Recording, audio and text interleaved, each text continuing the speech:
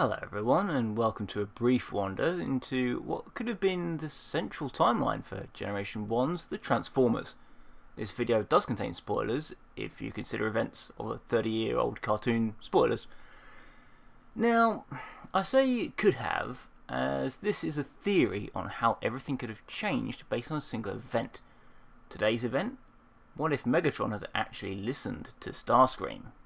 The Autobots would have lost eons ago if I'd been calling the shots.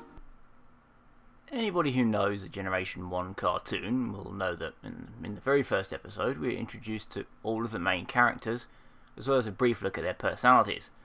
Megatron, the leader of the Decepticons, is concerned with gaining and holding power, and also that he looks down on Starscream, considering him to be an intellectual inferior. If there's a new source of energy to be found, the Decepticons must find it first. Starscream. Only a select few ever leave. Starscream, we see, is arrogant and power-hungry, believing that he is the one who should be in charge, and will lead everyone to victory if Megatron would just get out of his way. My time will come, Megatron.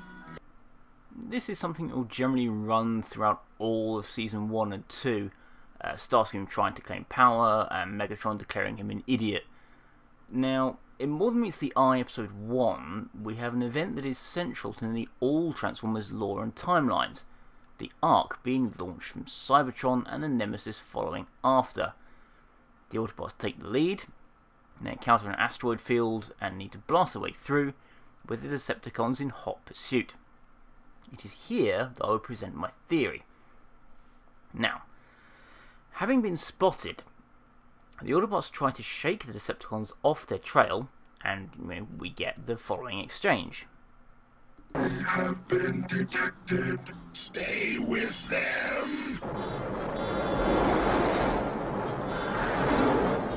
Let's just blow them away. They've seen us. No, I want to know what they're after.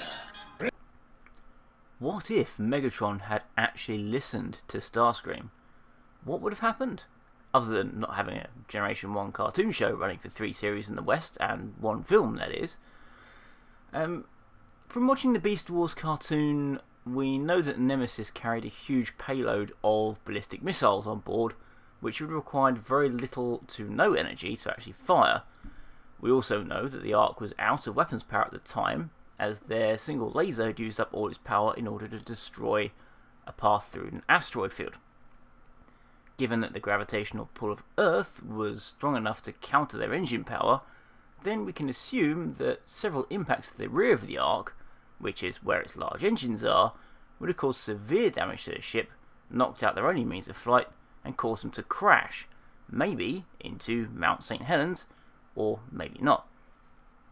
We also know that the impact of the crash knocked all the Transformers offline, as well as Teletran 1, the ship's computer.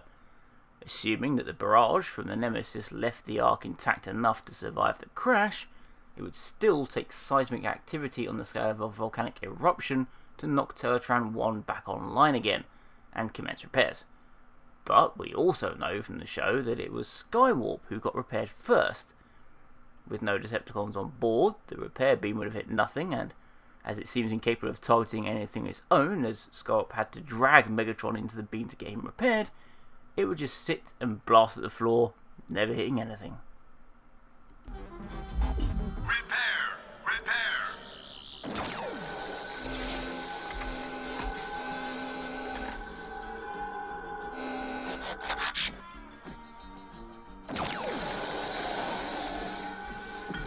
Megatron, my leader.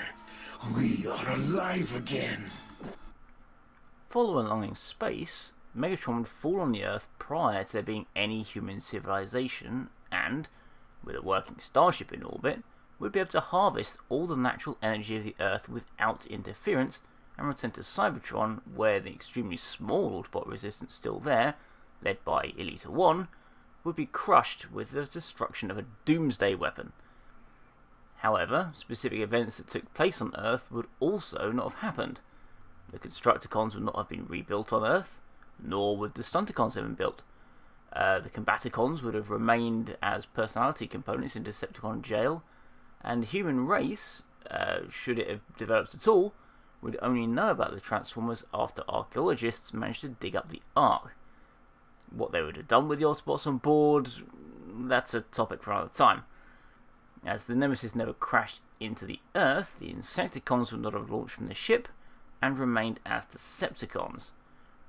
And, most of all, Megatron would not have had a fateful fight with Optimus Prime in the year 2005 in Autobot City and thus never have become Galvatron.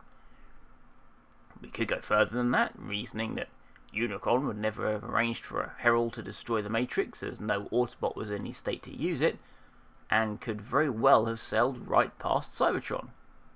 For a time, I considered sparing the wretched planet Cybertron.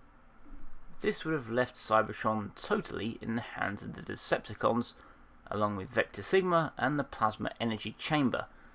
They would have had more than enough time to utilise all of Earth's energy to construct and power weapons in order to conquer at first their local space, and then with more resources the galaxy, and from there potentially even their universe. The Earth itself would likely be a dead world, or obliterated shortly thereafter the Doomsday weapons were built, to ensure that Optimus Prime and the few remaining Autobots could never interfere again, and thousands of years into the future, they would eventually face off against Unicron in order to protect what had become the new Decepticon Empire.